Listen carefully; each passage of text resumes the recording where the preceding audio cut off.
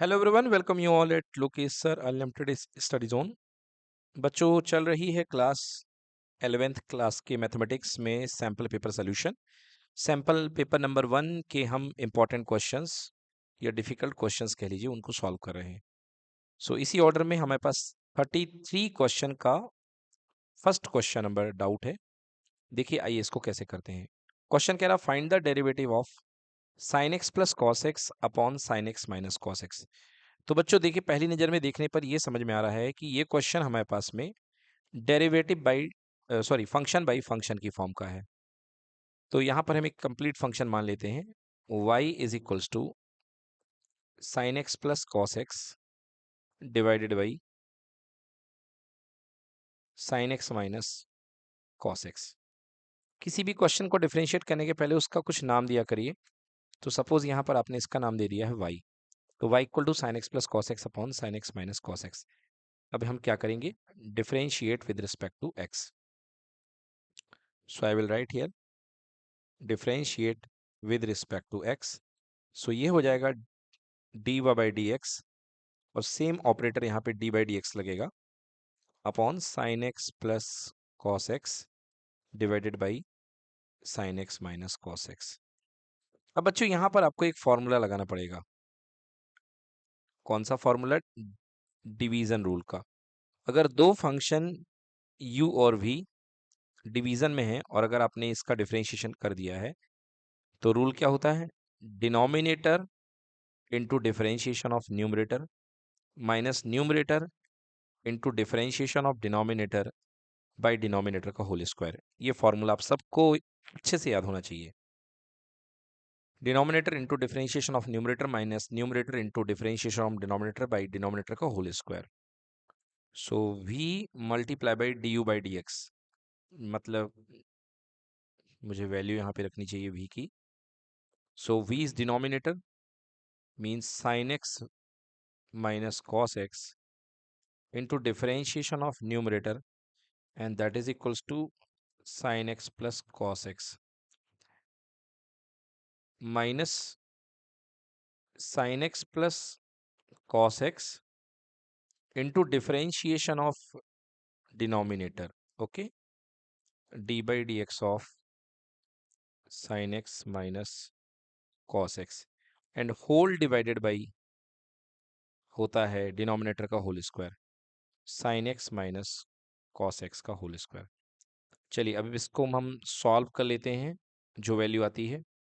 So this is equals to, यहाँ से आएगा, ओके। तो ये sine x minus cos x multiply by sine x का differentiation cos x and cos x का माइनस साइन एक्स, माइनस यहाँ पे लगाइए sine x plus cos x and यहाँ पे अगेन साइन एक्स का डिफरेंशिएशन कॉस एक्स और cos x का माइनस साइन एक्स, तो it will be plus sine x whole divided by sine x minus cos x का whole square.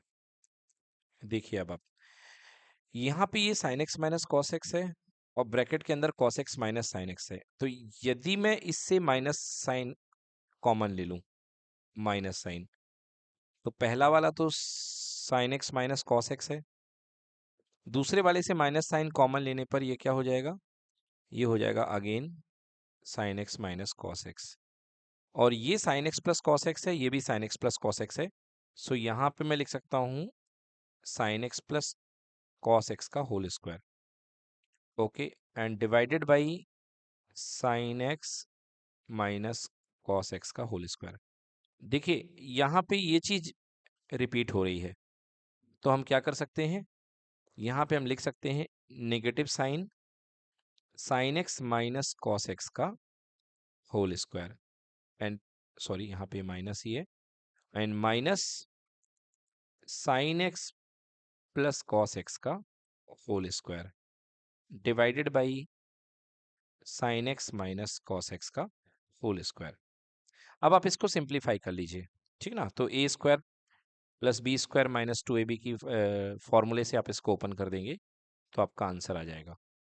चलिए note करिए इसको। ओके, तो बच्चों यहां तक आने के बाद इसको हम आगे सॉल्व करते हैं। देखिए, तो हमारे पास यहाँ पर जो है इक्वेशन यहाँ तक आ चुकी है, जो ये लिखी हुई है cos x minus sine x का whole square minus cos x plus sine x का होल स्क्वायर। तो आप एक काम करिए, यहाँ से पूरे में से माइनस साइन आप कॉमन ले लीजिए, ठीक है ना। पूरे में से माइनस साइन आप कॉमन ले लेंगे, तो माइनस साइन अगर आप पूरे में से कॉमन ले लेंगे तो ऊपर बन जाएगा cos x minus sine x का होल स्क्वायर और प्लस बन जाएगा cos x plus sine x का होल स्क्वायर और whole divided by sine x minus cos x का होल स्क्वायर, ये रहेगा।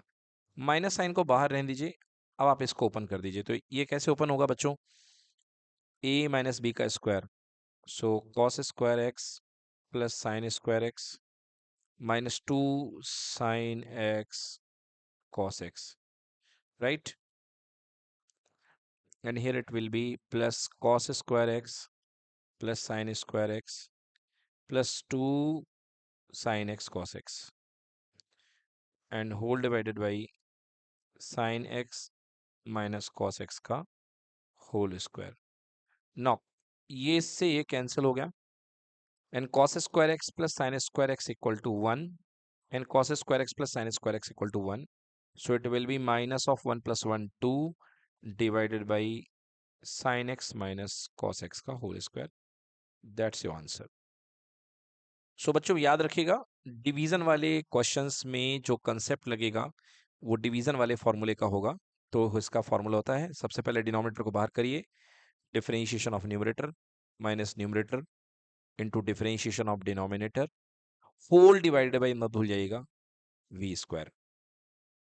Okay, this is the formula for differentiation when function is given as numerator and denominator. और product rule में आपको पहले ही कराया क्वेश्चन मैंने, whenever functions are given as a form of product, तो फर्स्ट फंक्शन बाहर, सेकेंड फंक्शन का differentiation plus second function into first function का डिफरेंशिएशन। ओके बच्चों, चलिए नेक्स्ट क्वेश्चन देखते हैं। यहाँ पे क्वेश्चन नंबर 33 के और वाला पार्ट देखिए, show that limit extends to infinity under root x square plus 1 minus x is not equal to limit extends to infinity x square plus 1 minus x. तो बेटा दो पार्ट आपको यहाँ पे दिए गए हैं और लिमिट इन्फिनिटी की दी गई है। तो क्या करेंगे, सबसे पहले आपको ये शो करना है कि लेफ्ट पार्ट राइट पार्ट के इक्वल नहीं है। तो आपको individual LHL, left hand part LHS और आरएचएस लेकर के सॉल्व करना पड़ेगा। तो सबसे पहले आप एलएचएस को सॉल्व करेंगे। ओके, इन्फिनिटी पर लिमिट लेफ्ट हैंड साइड की निकलेंगे। फिर आप राइट हैंड साइड को सॉल्व करेंगे, मतलब इन्फिनिटी पर लिमिट आप राइट हैंड साइड की निकालेंगे। उसके बाद यदि दोनों वैल्यूज इक्वल नहीं है तो आप शो कर देंगे कि दोनों वैल्यूज इक्वल नहीं है। चलिए आइए देखते हैं इसको कैसे करते हैं इस क्वेश्चन को। So we have to show that this left part limit is not equal to right part limit at x equal to infinity. तो सबसे पहले हम एलएचएस को लेते हैं।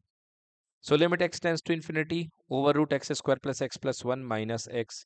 बेटा कैसे करेंगे, सिंपल एक ही तरीका, रेशलाइज कर दो। तो माइनस का plus opposite sign multiply divide कर दिया। Now here in numerator a minus b a plus b equal to a square minus b square. तो ए स्क्वायर के लिए रूट हट जाएगा, x square plus x plus 1 minus b square means x square. Root के अंदर जो बैठा बने रहने दो। नाउ एक्स स्क्वायर से एक्स स्क्वायर कैंसिल हो जाएगा, तो ऊपर क्या बच जाएगा, एक्स प्लस 1। देखिए यहां से फिर आपको लिमिट पुट करनी है। तो कैसे पुट करेंगे आप लिमिट, ये मैं आपको बताता हूं। देखिए आपके पास है limit x tends to infinity, ऊपर से x कॉमन ले लिए बिकॉज हाईएस्ट पावर x की है, सो 1 प्लस 1 बाई एक्स। नीचे से आप अगर रूट के अंदर से एक्स स्क्वायर कॉमन लेंगे, तो रूट के अंदर से एक्स स्क्वायर कॉमन लेंगे तो बाहर क्या बन के निकलेगा, x बन के निकलेगा। तो ये कितना हो जाएगा, 1 plus x upon x square यानी 1 बाई एक्स और plus 1 upon x square, bracket close. And ये प्लस बैठा हुआ है एक्स। क्लियर।